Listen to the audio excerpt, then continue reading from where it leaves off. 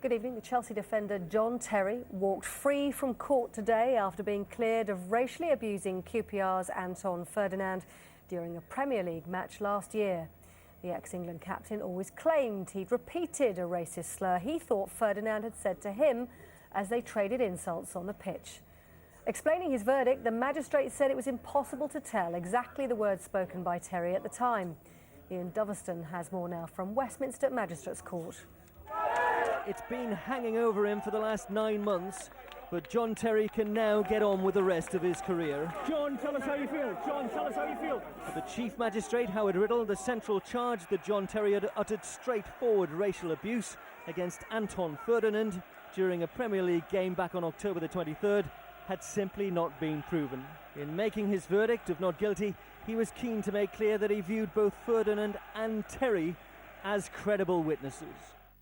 Mr. Riddle said it's possible that what Mr. Terry said was not intended as an insult, but rather as a challenge to what he believed had been said to him. He went on, it's possible that Mr. Terry believed at the time and believes now that such an accusation was made. In other words, Riddle accepted as plausible the version of events Terry explained to an FA investigator just 5 days after the incident at Loftus Road. I think he's accusing me of calling him a black in the altercation we've had. Okay. And then obviously it's, you know, and even in my statement it's clear to say that I repeat what he said and then call him a knobhead at the end of that.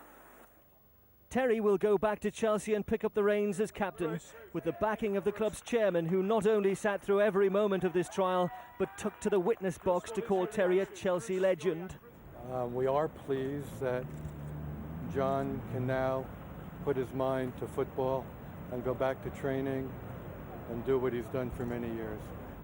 Meanwhile, one former Chelsea player has echoed the view from the witness box of Ashley Cole, who said the matter should not have made it to a criminal court. I think personally it should have never come as far as in court. I think personally people should have dealt with it before it got that far away, because so many things get said in the heat of the moment, you know, loads of things go on the pitch all the time, you know.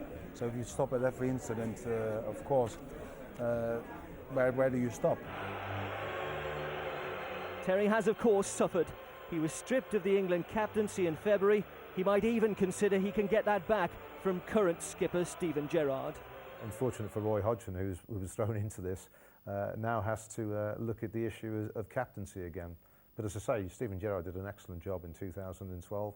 John Terry has proved himself as a leader on the pitch, and in the dressing room again, it's feasible that they could consider him. When the Chief Magistrate Howard Riddle gave his verdict of not guilty, there was a cry from Terry supporters at the back of Court 1. Terry himself showed no particular triumphalism, simply bowed his head forward. He left the court not long after and offered no words to the waiting media. Terry is incontrovertibly not guilty, but a wider issue must now be how prepared are those who feel they may have been racially abused to come forward as Ferdinand did, and did so bravely in the view of the Chief Magistrate. I think people will do, and they should do, because if there's a wrong perpetrated against you, you should come forward about it, and you need to speak up. And we do this every day when we go to schools and say to the kids, if somebody's bullying you or whatever, speak up about it, and it's exactly the same thing. Terry looked rather stern, perhaps tired as he left. He will head off on a family holiday before linking up with Chelsea's US tour late next week. Ian Doveston, Sky News, Westminster Magistrates Court.